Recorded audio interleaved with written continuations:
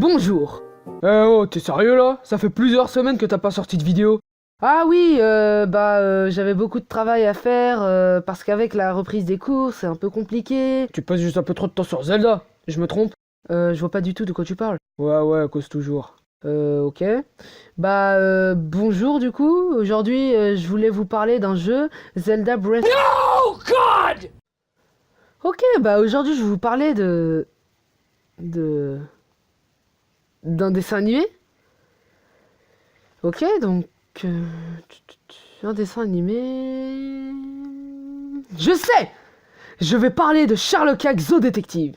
Eh ouais, votre petit Sherlock Holmes n'arrive pas à la cheville de Sherlock Yak. Celui qui vous a peint ceci est un artiste. Je me doutais bien qu'on ne pouvait pas peindre un motif aussi élaboré sans un modèle.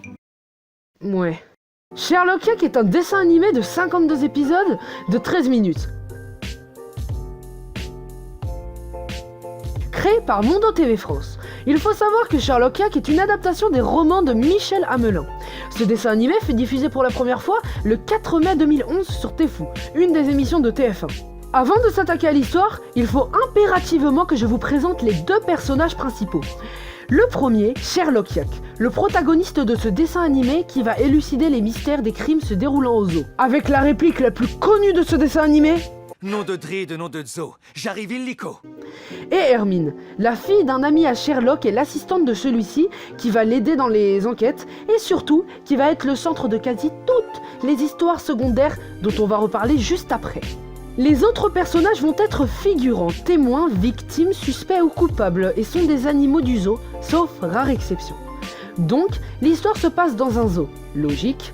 Il faut savoir que quasi tous les animaux du zoo sont appelés par leur nom d'animaux. Exemple, zèbre, okapi, antilope, hippopotame, etc. Les scénarios des épisodes respectent à peu près tous la même structure et certaines étapes ne se retrouvent pas dans tous les épisodes. Au début, nous assistons à la scène de crime. Après, il y a une intro où Sherlock et Hermine font quelque chose, un jeu de société ou boire un thé par exemple. Et cette chose va installer une sorte de petite histoire secondaire qui va durer tout le long de l'épisode et qui va combler entre guillemets l'histoire principale. Comme par exemple dans cet épisode où Hermine se dit qu'elle n'est pas assez apte à devenir détective et Sherlock va essayer de la rassurer mais de sa maladresse va finalement la renfoncer. Malgré le côté combleur de ces histoires, j'ai du mal à imaginer un épisode classique de Sherlock Yak sans ces histoires, car elles engrangent un de mes moments préférés dans les épisodes. Le flashback avec Boule de Pureté, cet oiseau magnifique qui a le sens de la sagesse et qui a appris à Sherlock, étant jeune, les fondamentaux de l'ultime sagesse du ping et du pong. En reprenant l'exemple de tout à l'heure, le flashback de Boule de Pureté raconte le moment où Sherlock était encore un débutant dans le domaine de l'enquête. Avec le rouleau à pâtisserie. Et voilà, vous avez encore gagné. Eh oui, on ne s'improvise pas détective, c'est un métier. Vous avez raison. Je ne résous jamais la moindre énigme, même au jeu de Criminello. Je ne serai jamais une vraie détective. Qu'est-ce que vous racontez, Hermine? Ce n'est qu'un jeu. Vous avez tout pour devenir une bonne enquêtrice. C'est juste que vous manquez un peu d'expérience. Moi aussi, j'ai été détective débutant. Comme cela fait 8 fois que tu recommences un indice, je vais te redonner, jeune disciple. La pierre noire, moins à droite, plus à gauche se trouve. Mais à l'extrémité, elle n'est pas. Où est-elle?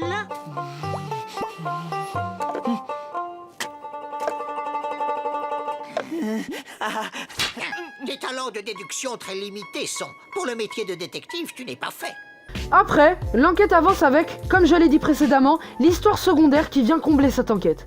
Par contre, si vous voulez regarder une œuvre où le détective résout des enquêtes hyper compliquées, alors ne regardez pas ce dessin animé qui, pour le coup, a des énigmes très faciles. Car il ne faut pas oublier que ce dessin animé a été diffusé sur Tfou, une émission destinée avant tout aux enfants. Puis, l'enquête se termine avec cette outro si familière du dessin animé. Eh oui, car je sais maintenant qui est le coupable. Et toi, jeune détective? Si tu as bien suivi l'enquête, je suis certain que tu vas trouver. Résumons l'affaire. Quelqu'un qui ne supportait pas les hurlements du singe est monté dans l'arbre et l'a assommé avec un ukulélé. Le koala, le boa et le castor sont tous les trois suspects. Pourtant, un seul d'entre eux a pu assommer la victime. Alors, as-tu deviné qui est le coupable? À la fin, Sherlock donne une sanction au coupable et souvent l'histoire secondaire se conclut juste après l'enquête et sert de conclusion à l'épisode. Malgré cette répétition dans les épisodes, je ne me suis jamais lassé de regarder ce dessin animé qui a toujours réussi à capter mon attention.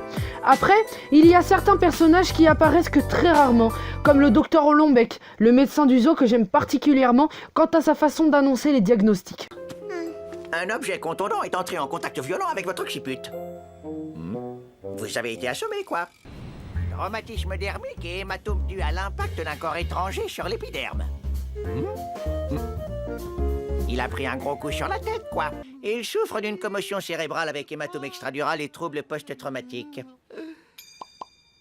En un mot, il a une grosse bosse et il a perdu la boule. Bon, ce dessin animé, je vous le conseille, même si vous êtes grand, c'est toujours marrant à regarder. Donc je vous le dis, allez le regarder, surtout pour l'ultime sagesse du ping et du pong.